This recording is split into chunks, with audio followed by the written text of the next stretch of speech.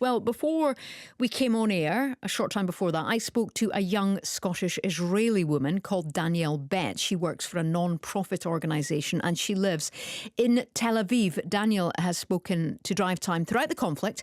I got her reaction to the news that a ceasefire was very close.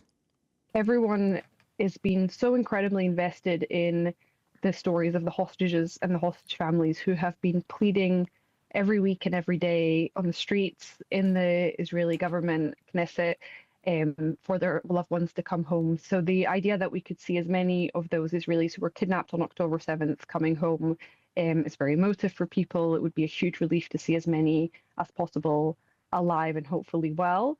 And I think a lot of people also are simply tired of this war.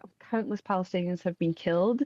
There seems to be no end in sight. There's no clearer goal on how this government is going to offer us security. And people are frustrated. Just this week, in the past week, I think about 15 Israeli soldiers were killed in Gaza. And so it's really weighing on the Israeli population. And needless to say, even more so for the Palestinian population who's going through an unthinkable humanitarian crisis, which is only getting worse.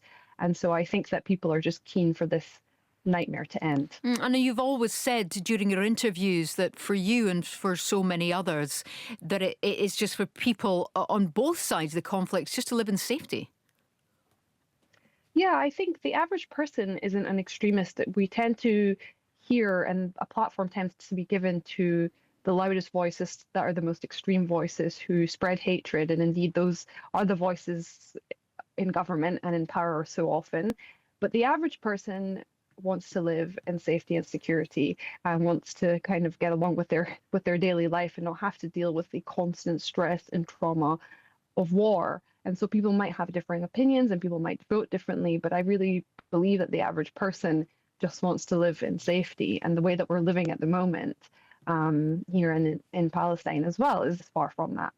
That's Scottish-Israeli young woman Danielle Bett there, who lives in Tel Aviv. I spoke to her just before we came on air.